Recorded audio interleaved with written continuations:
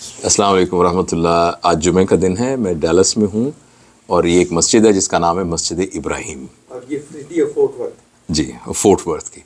اچھا, اور میں یہ ریکارڈ اس لیے کر رہا ہوں کہ میرے ساتھ ہماری بہن بیٹھی ہیں فرا, اور یہ کم از کم میں نے تو پہلی دفعہ یہ بات دیکھی ہے کہ اس مسجد کی, جو کہ بہت بڑی مسجد ہے, جس میں مدرسہ ہے, جس میں کلاسز ہو رہی ہیں, قرآن کلاسز ہو رہی ہیں, بچوں کی گرومنگ کلاسز ہو رہی ہیں, اور بھی بہت کچھ ہو رہا ہے, سیمیٹری اور ساتھ اس کی جو ٹریننگ ورک شاپس ہو رہی ہیں, بچوں کو سکھایا جا رہا ہے, بچوں کو سارا. اور اس پوری آرگنائزیشن کو جو چیئر کر رہی ہیں وہ ہماری بہن ہیں فرا. اور یہ جو ہمارے باقی دوست احباب بیٹھے ہیں, بردر مائیکل ہیں, جو your vice chairman, vice president. Vice president. تو یہ بات مجھے اس لیے بہت زبردست لگی, اور میں نے سوچا کہ یہ میں دوستوں کو بتا سکوں, پاکستان میں جتنے لوگ ہیں ان کو بتا سکوں, اور یہاں میرا تجربہ ہے اور یورپ میں بھی میرا تجربہ ہے کہ جو مسجد کے بارے میں کہا جاتا ہے کہ تمام مسجدیں مسجد نبوی کی بیٹیاں ہیں. مطلب یہ ایک فلسافیکلی اس بات کو کہا جاتا ہے. تو جو بیٹی وہی ہوتی ہے جو ماں کرتی ہے, کیونکہ ماں نے تربیت کی ہوتی ہے نا. اور مسجد نبوی میں جب کچی چھت تھی اور اس میں سے پانی لیک کرتا تھا, تو اس کے نیچے بیٹھ کر لوگوں کو یہ نہیں خیال آ رہا تھا کہ اس کی چھت کو پکا کر دیں, نیچے کو ماربل لگا لیں یا کچھ کر لیں. ان کو یہ خیال آ رہا تھا کہ یہاں بیٹھ کر پوری دنیا کے فیصلے کیسے ہوں گے. تو بڑے بڑے اکانومی کے فیصلے, اور اتنے حضرت عمر کے زمانے میں جب 30 لاکھ مربع میل کے علاقے میں مسلمانوں کی حکومت تھی, کسی کو جرت نہیں ہو رہی تھی کہ اس عمر سے یہ کہیں کہ جی چھت بارش میں لیک کر جاتی ہے تو اس کو ریپیئر کروا لے. ان کو ڈر تھا کہ ان کو کہیں گے تو یہ کہیں گے اتنی دنیا داری تمہارے ذہن میں آ گئی, یعنی کہ یہ تمہیں یہ فکر پکڑ گئی کہ تم گیلے میں, یعنی یہ وہ تھا.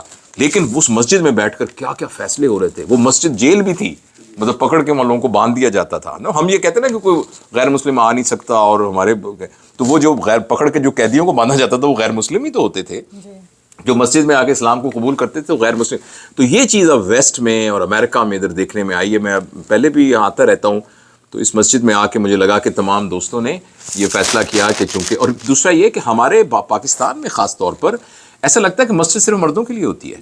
جی. اور بہت کم جگہ, میں شفا انٹرنیشنل میں تھا تو وہاں میں نے دیکھا کہ الگ سے راستہ ہے, اور وہاں تمام جو بہنیں ہیں وہ اور بیٹیاں وہ نماز پڑھتی ہیں. تو مسجد کے ساتھ کنیکٹ ہونے سے جو پوری فیملی کا سٹرکچر ڈیولپ ہوتا ہے. سوری میں زیادہ بول رہا ہوں, میں صرف لوگوں کو بتانا چاہتا تھا کہ جو اسلام کا یہ فیز ہے نا کہ عورتیں جو ہیں وہ زندگی کے اندر ایکٹیولی پارٹیسپیٹ کرنے سے ان کو روکا جاتا ہے, تو یہ ایک ایگزامپل ہے. تو آپ بتائیے یہ تجربہ کیسے رہا؟ کوئی آپ کو اس کے لیے فائٹ کرنی پڑی, یا آپ کے ذہن میں کیسے آیا کہ میں اس پورے مسجد کو آرگنائز کر سکتی ہوں, رن کر سکتی ہوں؟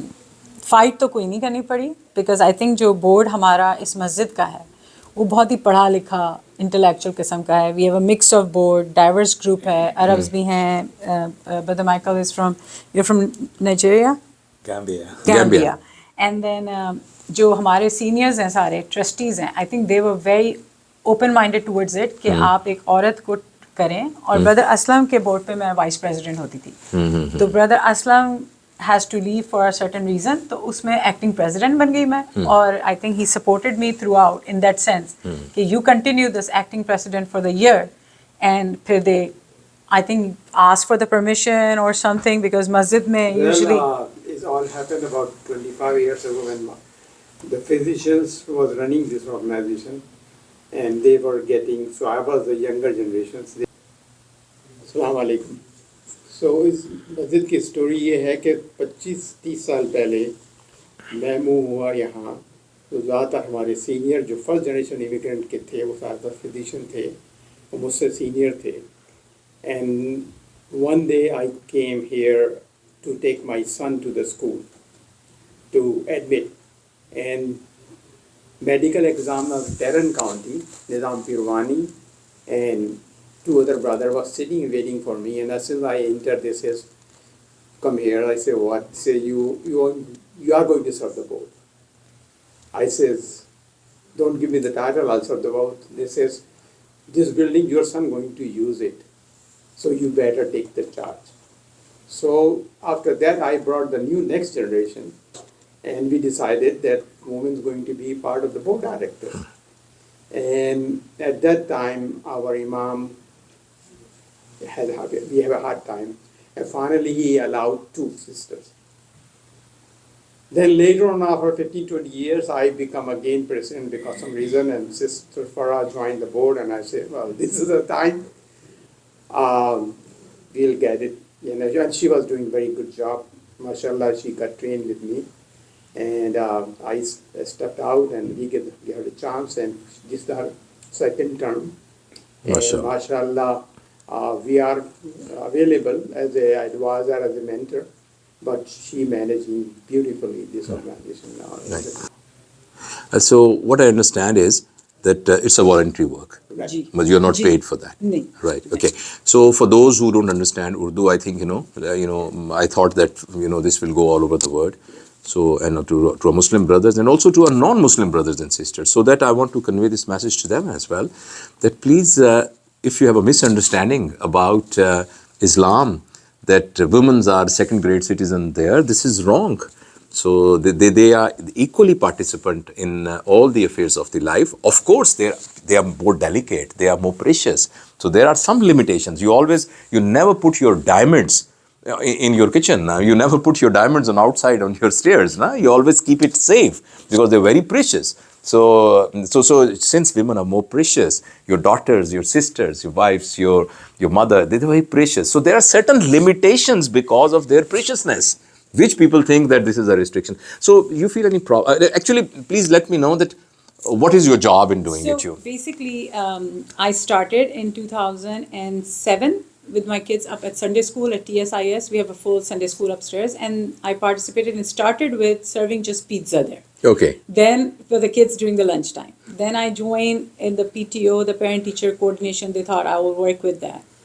Once they graduated up there, so I took a break of 2013 and resigned from 2012 upstairs. And then Brother Aslam was the president, so he reached out and said, I think it's time you should join downstairs. So when I came here, the very first week or the very first time when I walked in, it was quite comfortable. Everybody made it quite possible for me to be very well. There were 7 men in the board. Initially, we used to have 9 members, and I was the only one sitting with them. And I think it just how the board makes you feel. All right. They have this respect towards the women. I think, and this masjid has that history that it carries a lot of respect. We have sisters sitting on the board as trustees, and then sisters were sitting on the board as board members as well. So then how, and in 2020, right, I think March is when I became the acting president, and COVID hit. So I think that was the challenge so luckily we had good doctors on the board, and we were able to slowly open up and keep the masjid going. So respect, alhamdulillah, is a lot there. Work, yes, definitely. You have to put masjid first than any other thing. And that as a mother, as a wife, as a daughter, it takes a little sacrifice from your end. But I think it's so rewarding in the end that I think I thank Allah subhanahu wa ta'ala for this opportunity. Assalamu alaikum wa rahmatullahi wa barakatuh. My name is Brother Michael, Vice President of the Board, IATC. My job is to support the mission, support Sister Farah, and do what I need to do at the best level to make sure that the mission of the board, mission of IATC is achieved. I am a revert. I became a Muslim in August 10, 2013. So that shows the diversity of the masjid. There are several ways that that IATC have shown that they value diversity of thoughts. We have the first female president, first sister president. Alhamdulillah. I have been serving on the board since 2019, and Alhamdulillah, they have welcomed me. They have been supportive too as well. Alhamdulillah. So we have to stop here, and Brother Michael, I want to just share a little story with you. I was in Luton, UK, and there is a big trust there, a Zuhri trust. And the person who was just handling it was a British person. His name was Brother Yusuf, Maulana Yusuf, because he was a student and he was going to be graduate as a mufti. And they introduced to me that he is a revert. He said something which I'll carry in my heart. He said, I'm a revert, and I have something which you Muslims who are by birth Muslims can never have. I said, what's that? He said, because I share this virtue with Sahaba. All Sahaba were reverts. All Sahaba were reverts. So, okay, stop. So thank you very much for watching it, and I'm sure that wherever this message will go, people will understand the beauty and glory of Islam, inshallah. Alhamdulillah.